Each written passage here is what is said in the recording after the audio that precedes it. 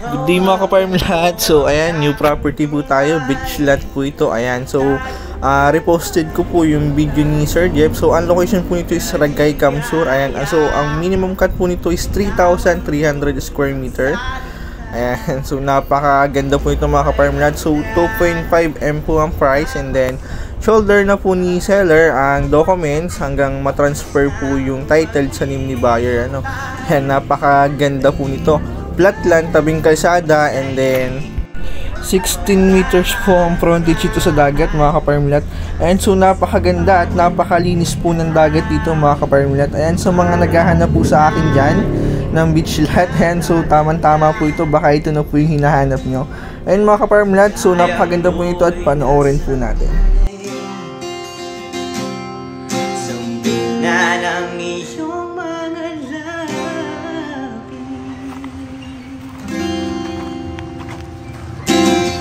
Parang isang panaginip ang muling mapagbigyan.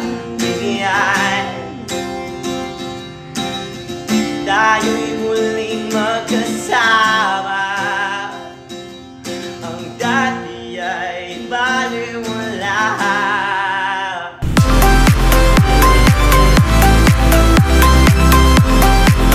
Hello mga kapamlat, and papunta na naman po ulit tayo dito sa beach lot na for sale na 3,300 square meter na nagkakalaga po ng 2.5. Dito po yan sa Ragay, Camarines Sur. Ayan, tripping po tayo. May buyer tayong kasama from Bulacan po sila galing. So ayan, ang road po halos ay nasa 80% cemented, 20% po rough road. Ayan. And marami pong daan dito, tagusan po yung daan. Ibig sabihin, kumbaga yung access way papunta sa property, marami kang pwedeng daanan. Ano po? Nasa 3 po ang pwede mong daanan papalabas ng highway. Ayan. Hindi naman po siya liblib kasi marami pa pong kabahayan dyan. At ang good thing sa property, pag dito na po kayo narahan as retirement plan po, ang kagandahan, marami po kayong mabibilhan ng mga fresh na isda. Ayan. Alimango, hipon, pusit.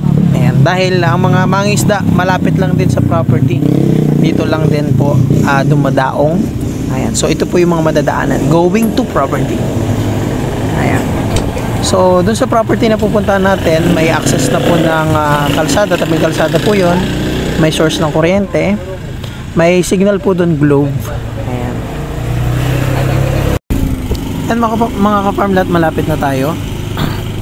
So yan, itong property na to, yan. So ito yung naunang sinubdivide po. Ayan, sold out na po ito. 6 slot din po yan. Wala na pong available. Ayan, kasalukuyan pong nililinis itong lot F na na-sold. Ano po. So yun. Ayan mga farm lot, may amenities dito sa lot sa naunang sinubdivide. So since isa lang din naman nagsasubdivide ditong unang to, and then yung ikalawa, kung may mga buyer po na may mga dalang pagkain, yung diretso outing, pwede pong magpwesto dyan. Kung gusto maligo, may CR po dyan, may tubig, may kuryente. Ayan, so para po kayo nag-tripping na diretso, picnic na rin. Ano po, so ayan, malapit-lapit na tayo. Bali, distance lang naman itong property na unang sinubdivide tsaka itong ikalawa is nasa almost 100 meters lang.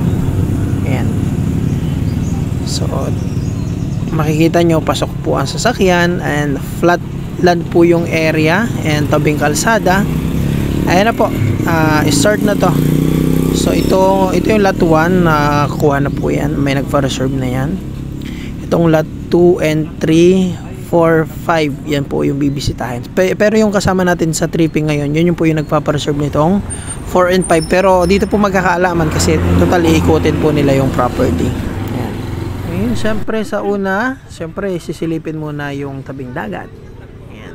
So malawak naman po yung shoreline dito at talagang white sand beach po yan. Yun nga lang, kaya lang siya maitim tingnan, gawa ng mga pebbles po, yung mga bato-batong maliliit na yan. And galing po kami sa likod, yung pwesto natin yung lot 4. Galing kami doon, sinilip namin kung ano yung pagka-terrain ng lupa sa likod, tsaka yung mga tanim pang nasasakupan ng lot 4 and 5, yung pagka-elevate ng 5, sinilip din po. Ayun, pero dahil ang buyer pala natin ay senior at medyo may problema na sa paglakad, medyo alam niyo na po, medyo pag naedad na, ayun. So, mas prepare po nila yung flat lot, kaya possible itong lot number 2 and 3 yung pinagpipilian po nila. Yan, makikita nyo naman na malinis yung property. Bagong linis po yan.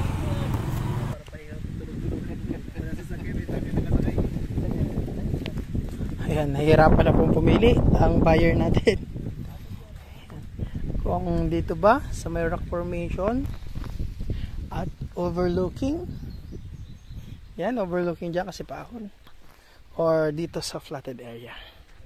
Pero itong inusap nila sa akin before, itong overlooking fort.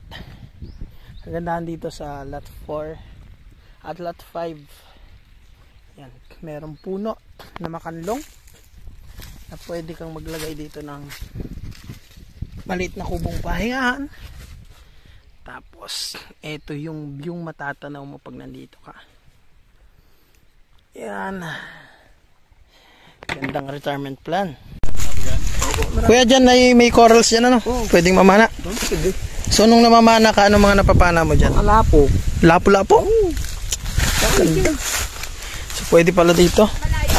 Pwede po kayo ditong mag scuba diving. Oy, yung mga mahilig po mamana, ayan, may coral pala dyan, maganda. Linis po ng dagat eh. So anong nauuli ng mga mangingisda dyan na isda pag bibili? Mga talak, alumahan, tulingan, tambakon. Mga isdang bato, ano? Oh. May mga pusit din. Ay, meron. Hipon, alimango. Hipon. Ganda. Mura pati po ang ano dyan, ang hipon po dyan. Pinaka yung malalakbig na po, 500 lang. Malalaki. Malalaki. Yung mga medium, 350. No.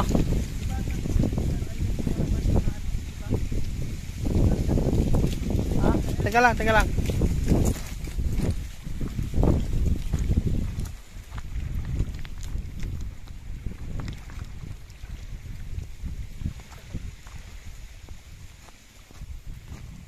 Po, makapal pang buhangin nandito. Ayan. Makapal, may mga pebbles. Oh. Kapal.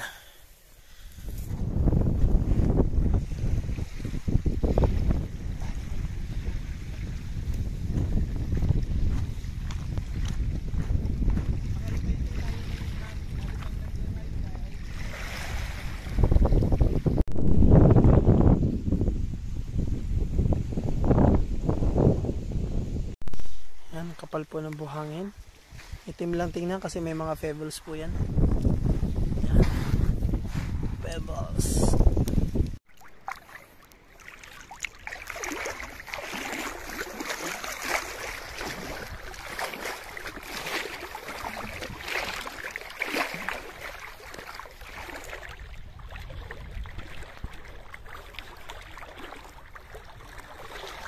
Hello mga farmlat, sarap po maligo dito. Ayan. So, hanggang bewang ko po ay hanggang pusod dito sa area na to. So, mga ano po tayo, galing doon. Mga 40 meters yung distance natin hanggang bewang. Ayan. Ayan mga farmlat, summarize po, nagustuhan po ng buyer natin yung possible yung lot 2 and 3. Ayan. So, yun po yung napupusuan nila. So, ang available na po natin ay 4 and 5. Yung 5 po yung may overlooking. Ayan. So, paunahan na lang mga farm lot sa mga available. Konti na lang yan mga farm lot. Ano po? Mga 2 weeks pa lang po atang na-open yan. Halos maubos na rin. And, ayun, summarize lang. Yan po ay 3,300 square meter for 2.5 million. Ayan po ay all expenses ay sa pag-transfer sa name nyo ay sagot po ng seller.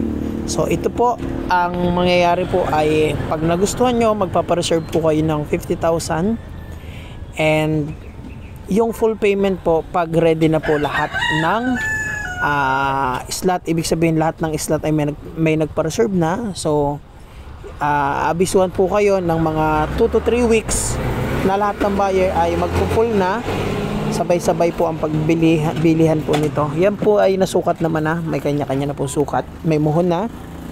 So ang frontage po ng bawat property ay 16 meters yung front niya sa beach. So pa-rectangle shape po siya pahaba. So may flat area, may balayan dahili sa bandang likod. Yun naman po ay maraming tanim. And yung iba may mga tanim na niyog, kawayan, saging. Ano po? So yun mga ka-farmlat. Ito po ay sa bayan po ng Ragay, Camarines Sur na 7 to 8 hours drive from Manila. And 19 minutes to 25 minutes drive from National Highway. From Naga Airport po, mga 2 hours drive hanggang 2.5. So, ayan mga ka-farmlat, maraming salamat po sa inyong panonood. At dagsang biyaya po sa inyo lahat.